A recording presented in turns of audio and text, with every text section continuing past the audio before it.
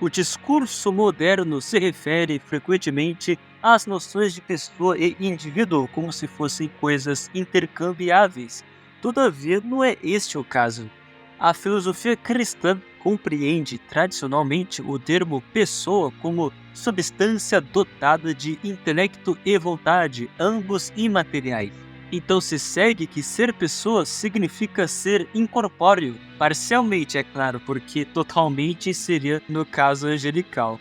Uma vez que o homem é parcialmente incorpóreo, parte de si independe das forças regentes do mundo material.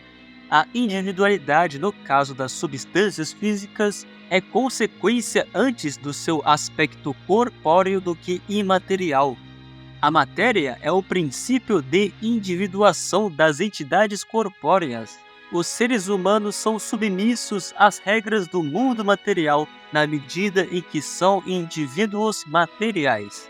No caso de um ser vivo totalmente corpóreo, feito uma planta ou um animal bruto, este jaz subordinado à espécie a que pertence. Tal como qualquer parte subordina-se ao todo que compõe, um ser vivo desta classe realiza-se na medida em que contribui para o bem e a continuidade de seu todo, ou seja, sua espécie.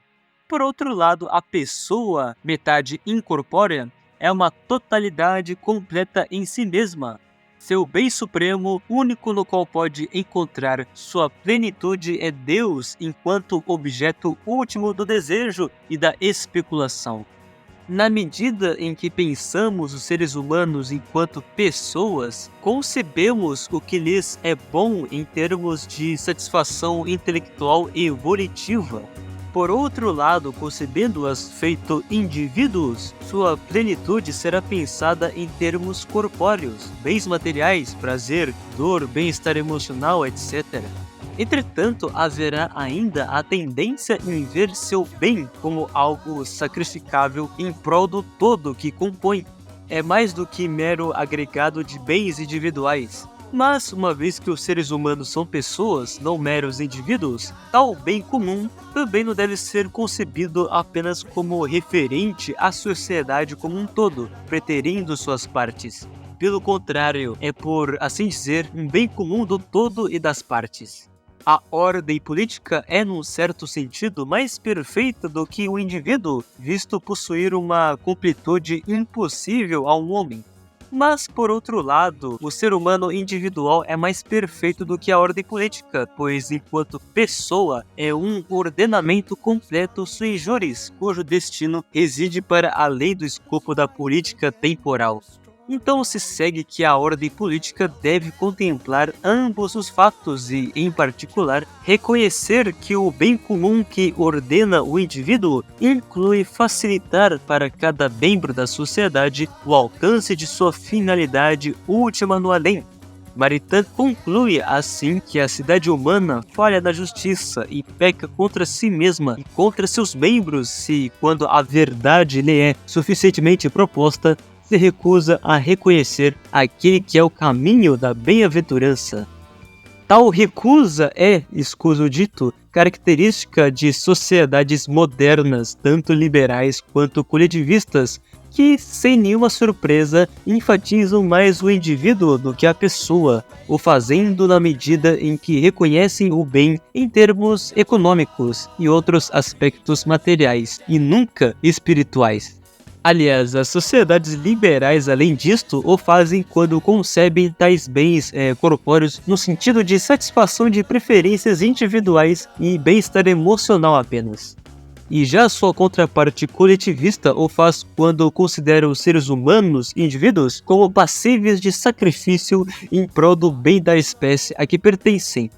Maritain cita uma passagem de Carreycon-Lagrange que resume as implicações morais e espirituais da distinção entre indivíduo e pessoa. Desenvolver a individualidade é viver a vida egoísta das paixões, fazer de si mesmo o centro de tudo e acabar por ser escravo de 1000 bens passageiros que nos trazem uma miserável alegria momentânea.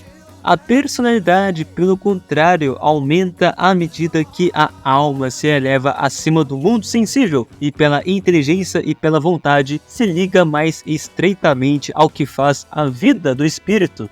Os filósofos viram-no, mas sobretudo os santos compreenderam que o pleno desenvolvimento da nossa pobre personalidade consiste em perdê-la de algum modo na de Deus.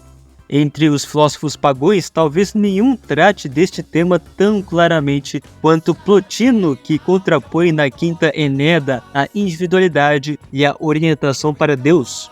Como é, então, que as almas se esquecem da divindade que as gerou? Este mal que lhes sobreveio tem a sua fonte na vontade própria, em se tornarem diferentes, em desejarem ser independentes. Usam a sua liberdade para irem numa direção que as afasta da sua origem. Entre os santos, o mais eloquente é Santo Agostinho, que distingue: dois amores fizeram as duas cidades, o amor de Deus até o desprezo de si, a celeste. Aquela glorifica-se a si própria, e a cidade terrena, em sua forma moderna, foi construída sobretudo pelo individualismo.